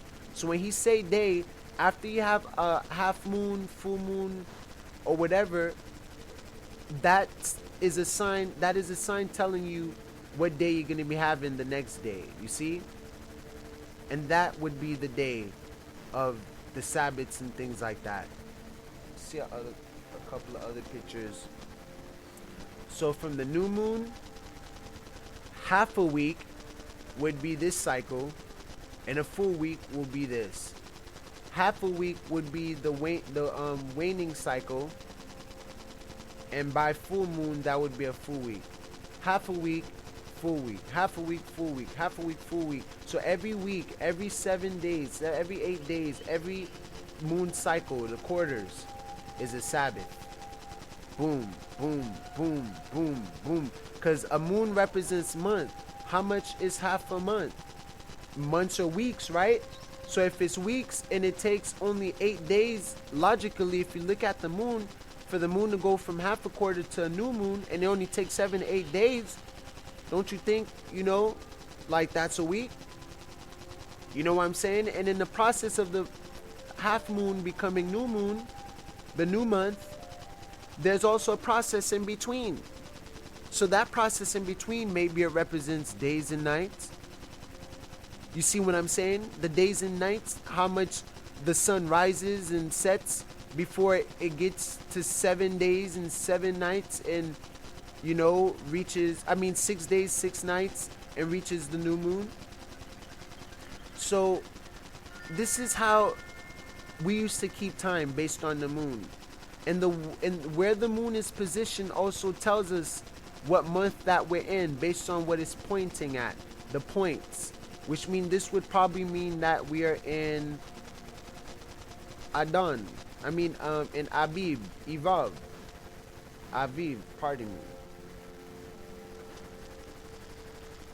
So new moon, third quarter. So new moon, new month, second quarter, and you have a full moon, a full month, then you have a third quarter. Back to a new month. Half a month, full month, half a month, new month, half a month, full month, half a month, new month. So it goes to being a full moon to going back down. So go 1, 2, 3, 4, 4, 4, 3, 2, 1. 1, 2, 3, 4, 4, 3, 2, 1. It doesn't go 1, 2, 3, 4, 1, 2, 3, 4, 1, 2, 3, 4, 1, 2, 3, 4, which would be a new moon coming after, a full moon coming after a new moon. Pardon me. You can't have a new moon, coming after a full moon. It's not like that. It goes from 1, 2, 3, 4, 1, 2, 3, 4, 1, 2, 3, 4, 1, 2, 3, 4. So what it does is 1, 2, 3, 4, 1, 2, 3, 4, or 1, 2, 3, 4, 1, 2, 3, 4. So whatever's in the center gets hit at least twice. But the new moon and the full moons hit once. So it's 1, 2, 3, 4, 1, 2, 3, 4, 1, 2, 3, 4. New moon, new month, half month, full month, half month, new month. You see 1, 2, 3, 4. 1, 2, 3, 4. And if you look at it here, 1, 2, 3, 2, 1. So it'll be 1, 2, 3, 3, 2, 1, 1, 2, 3, 3, 2, 1. So there's 4 different phases of 7 days and 7 nights before we reach a whole new moon month. Now you do the math. 7 times 4. It's near 28 days in a month. 28, 29 sometimes because of that leap year and stuff like that. So, and that's weird that we have a leap year like that. That's a big gap. I wonder what happens in that gap. Things can be more significant than we can tell. So literally 1, 2, 3, 2, 1. 1, 2, 3, 2, 1. 1, 2, 3, 2, 1. Alright, let's go ahead and continue. Let's see this one. And no, this is not moon worship. We don't worship the moon. That's for the Satanists, not stuff to do. Even though the moon is there for signs. We are told to worship the Most High Spirit on the day after these moon signs, these cycles. While the pagans, they miss the whole day, do something different, and then worship the moon, the darkness and stuff. when the darkness is supposed to represent night, not day. And many of them worship the sun as well, which isn't the Almighty Spirit. It's a representative of it. So you got the new moon, the young moon, the waxing crescent, as you can tell, the waxing quarter, halfway, waxing gibbous, and that's their own name of it. You don't need names, you just need to look at it. And then there's the full moon. So from the full moon, you have a waning gibbous, waning quarter, now you add a quarter again, a waning crescent, so you have a waxing crescent and a waning crescent, which means you coming down when you're waning. You're waxing when you're going up. And you have a waning gibbous, which means you're winding down, and a waxing gibbous, you're rising up. So from the waning crescent, you have the old moon, and then the new month again. And from the new month, you have the young month, then the half crescent month, and the quarter month, and then the whatever, then full moon. So you go for 1 quarter, 25 cents to 50 cents to 75 cents to $1. You see? So I hope you guys are still with me on this. Boom. So new moon, first quarter, full moon, last quarter, new moon.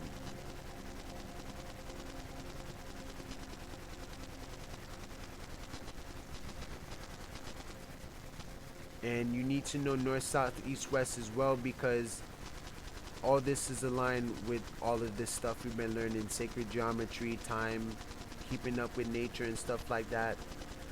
North, south, east, west. Alright, let me see. This also represents yin and yang, the balance of light and dark, sun and moon, good and bad, female and male. Hold on one sec.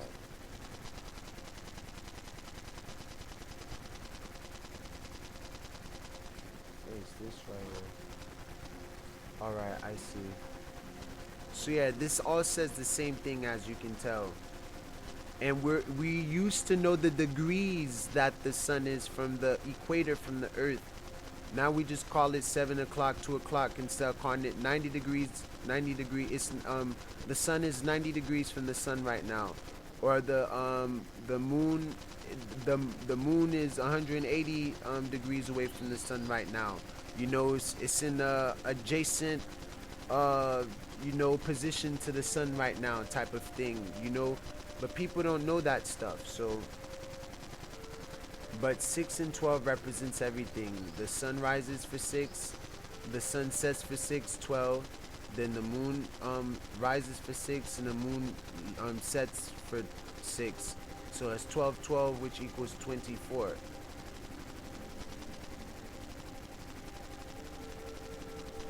Alright guys, we're gonna continue on.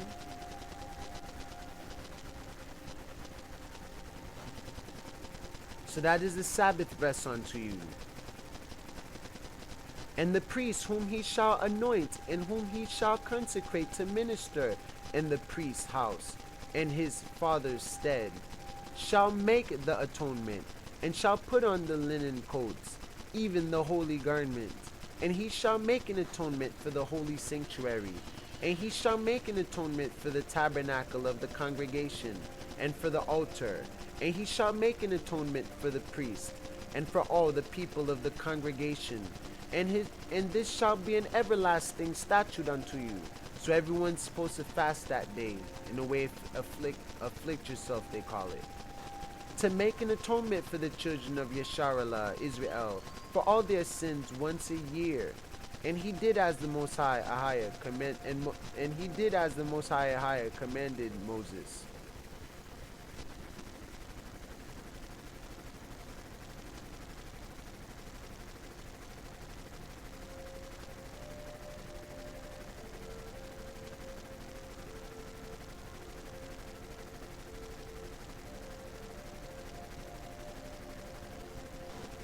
So the place of offering and sacrifice must be done in front of the Creator's door.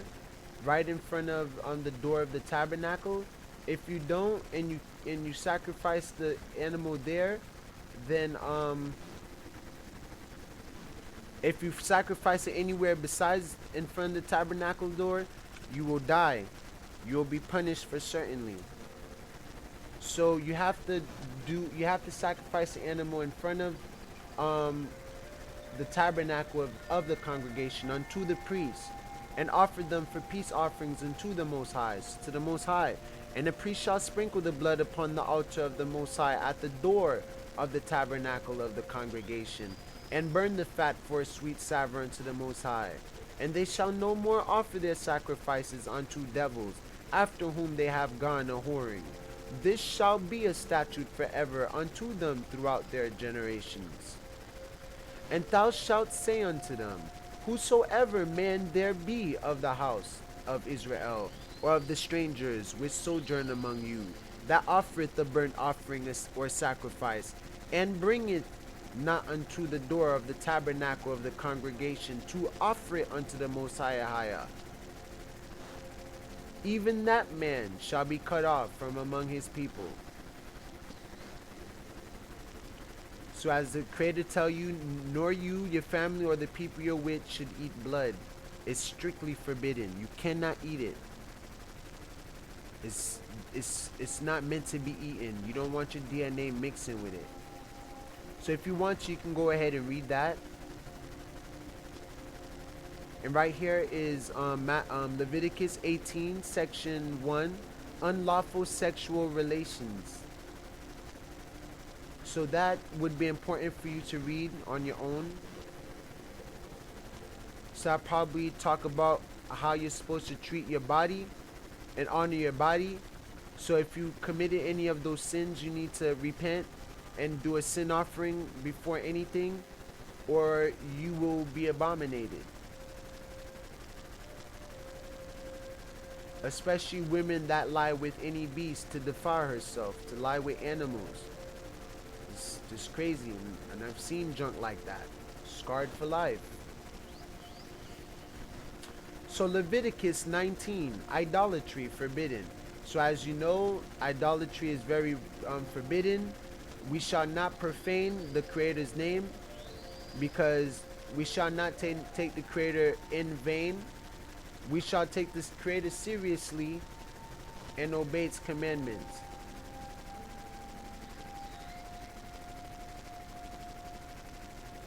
So if you want to go ahead and read that section, read it.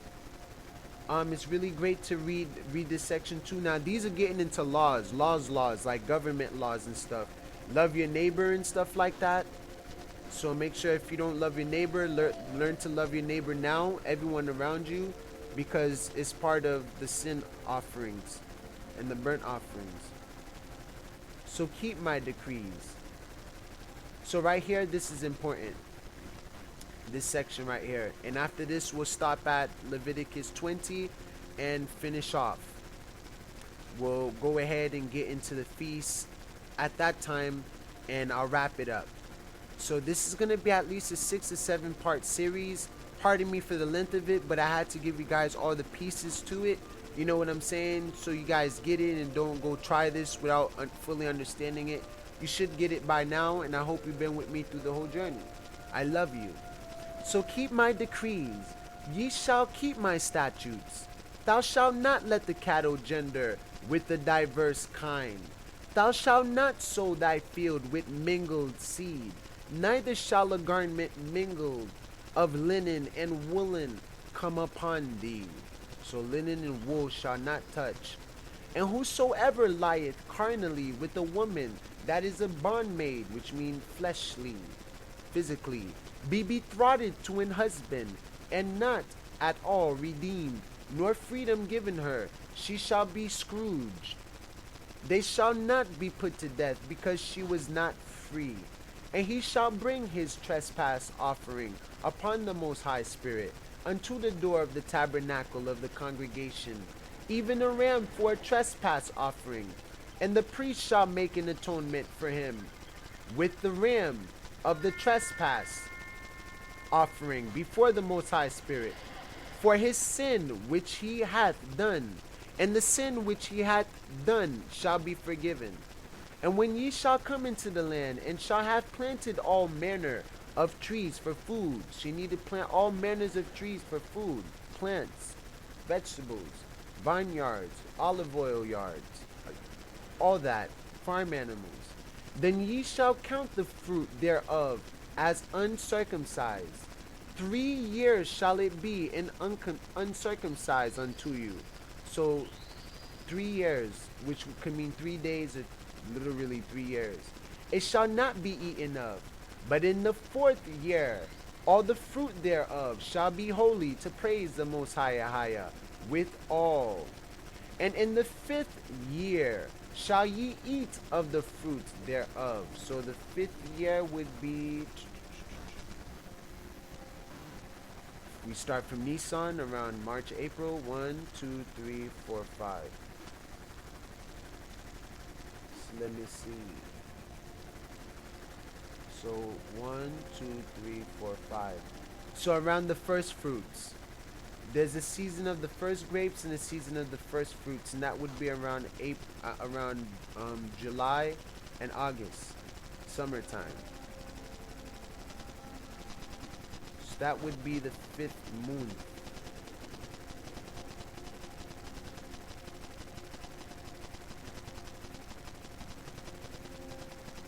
Awesome.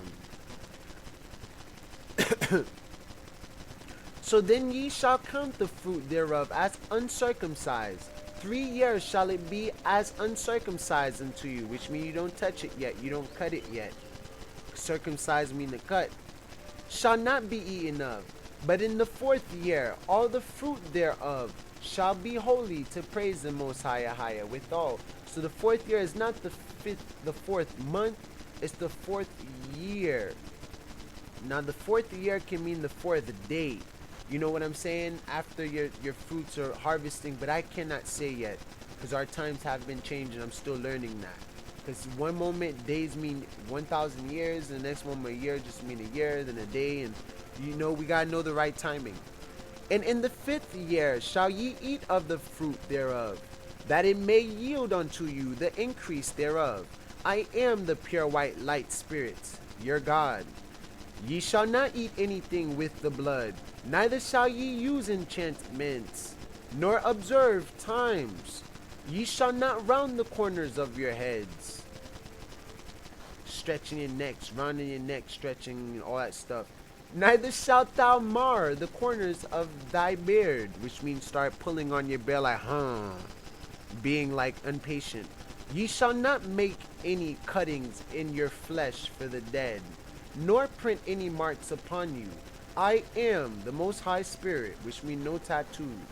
Do not prostitute thy daughter, to cause her to be a whore, lest the land fall to whoredom, and the land become full of wickedness. Ye shall keep my Sabbaths, and reverence my sanctuary. I am the Most High Spirit. Regard not them that have familiar spirits, neither seek after wizards, to be defiled by them. I am the Most High, your pure white light spirit. Thou shalt rise up before the hoary head, and honor the face of the old man, and fear thy spirit. I am thy spirit, Ahia, Shur, Ahia. And if a stranger sojourn with thee in your land, ye shall not vex him, but the stranger that dwelleth with you shall be unto you as one born among you, and thou shalt love him as thyself, for ye were strangers in the land of oppression. I am the Most High, your pure white light spirit. Ye shall do no unrighteousness in judgment, in metayard, in weight, or in measure, just balances, just weights, a just ephah, and a just hin shall ye have. So no meter yard, no meter yard, in weight or in measure, just balances, just weights, a just ephah, which means no tools, and a just hin shall ye have. I am the Most High, your pure white light spirit. which brought you out of the land of oppression. Neither shall ye observe my statutes and all my judgments and do them. So pardon me. Therefore shall ye observe my statutes and all my judgments, the Spirit's judgments, and do them. I am Ahaya, Shur, Ahaya, your pure white light spirit, Almighty I am. So this right here is very, very important. Keeping all the decrees, keeping the clean and the unclean separated. And it talk about the punishments for disobedience. So this I can use for something else. And the disobedience punishment is difficult. It's very horrible. It's gruesome. But I'll read that as part of Revelations and all that stuff. So holiness required of priests. So you can go ahead and read this section too.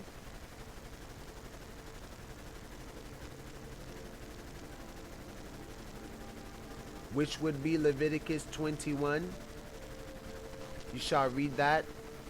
Restrictions against those with blemishes, and why the Creator don't want certain animals with blemishes for sacrifice.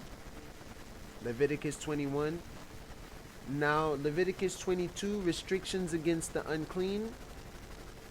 Separate yourselves from the unholy things of the children of Israel, and do not profane the name of the Holy Most High.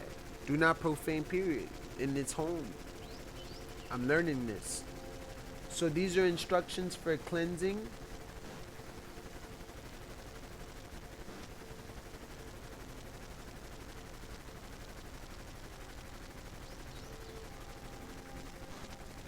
Worthy offerings,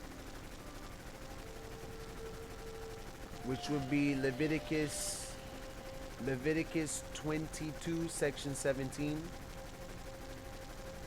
So the Creator tells you what is worthy of being a good offering for it, so it can respond to you and vibrate with you and harmonize with you.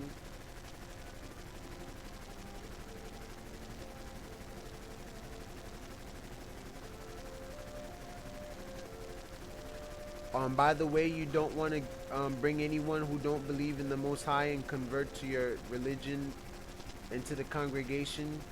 Separate yourself, because they might die if they go in there and stuff like that. So they would have to watch from the outside type of thing, or at least in the courtyard, but not in the holy place or in the holy of places.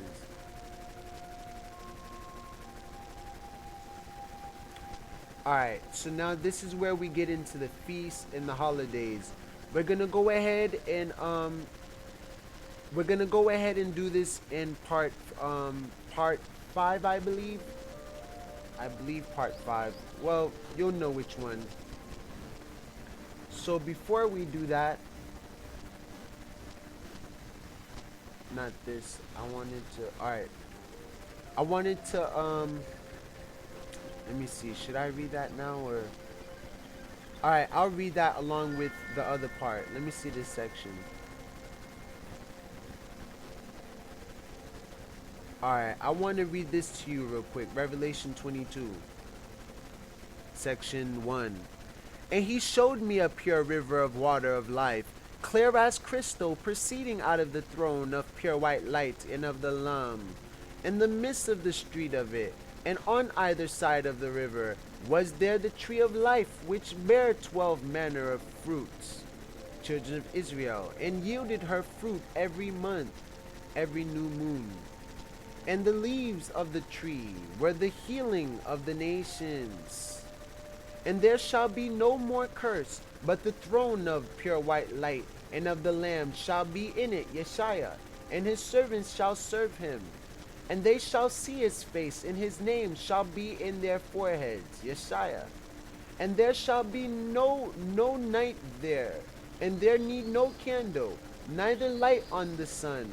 For the Most High, pure white light spirit, giveth them light, and they shall reign forever and ever. And he said unto me, These sayings are faithful and true. And the Most High of the holy prophets sent his angel to show unto us, to show unto his servants the things which must shortly be done. Behold, I come quickly. Blessed is he that keepeth the sayings of the prophecy of this book. And I, John, saw these things and heard them. And when I had heard and seen, I fell down to worship before the feet of the angel which showed me these things. Then saith he unto me, See thou do it not, for I am thy fellow servant, and of thy brethren the prophets, and of them which keep the sayings of this book. Worship Ahaya, Spirit. So the angel said, I am your servant, pretty much. I am here to serve you, to protect you. We are fellows, we are friends, we are equals. And he saith unto me, Seal not the sayings of the prophecy of this book, for the time is at hand. Now. He that is unjust, let him be unjust still. And he which is filthy, let him be filthy still. And he that is righteous, let him be righteous still. And he that is holy, let him be holy still. Let everyone be who they are, no interference. Let them be what they are. They're going to go where they're going to go. And behold, I come quickly, and my reward is with me, to give every man according as his work shall be. I am Alpha and Omega, the beginning and the end, the first and the last. Ahaya, Asher, Ahaya, Asher, Ahaya. Blessed are they that do his commandments, that they may have rights to the tree of life. And in the tree of life, sacred geometry, the tree of life, the fruit of life, the seed of life. And the tree of life almost remind me of Kabbalah in a way. Although that's all tetragrammaton type of stuff and all that. But the tree of life, that's what they call it too. I'm pretty sure it's not the right tree of life. The devil probably have a tree of life too. And they may have, blessed are they that do his commandments, that they may have right to the tree of life, and may enter in through the gates into the city. For without are dogs, and sorcerers, and whoremongers, and murderers, and idolaters, whosoever loveth and maketh a lie. I, Yeshua, have sent mine angel to testify unto you these things in the nation. I am the root and the offspring of David, and the bright and morning star. And the Spirit and the bride say, Come, and let him that heareth say, Come, and let him that is athirst come. And whosoever will, let him take the water of life freely. For I testify unto every man that heareth the words of the prophecy of this book, if any man shall add unto these things, Ahaya, shall add unto him the plagues that are within in this book. And it will, because they have changed up the book, switched up the name. Look at, they're using the word God. This is all blasphemy. When in Exodus 3:14, the Creator says his name is Ahaya Shurahaya, I am that I am. You know, so where the heck they getting the word God and Lord, all that stuff from in Jesus when they weren't J's? It's Yeshaya. It's not Yahushua and Yeshua, all that stuff, because that's all based on Joshua. His name was nowhere near that. It was Yeshaya. He who saves. My God saves. My Ahaya saves. My I am saves. I am is truth. Truth is the son of I am. I am is the father of truth. I am truth. They're one of the same. I and the Father are one. And which testifieth these things, saith, Surely I come quickly. Amen. I affirm. Even so, come, Adan, Messiah, Christos, Yeshua. The grace of Adan, Messiah, Yeshua, be with you all. Amen. Alright, so we'll read Revelation, a different segment. We'll decode that. But alright, for right now, that's all we have. We're going to go ahead and continue everything else later. I'm going to go ahead and save this website too. I hope you guys have a great day. See you in part 4. Shalom.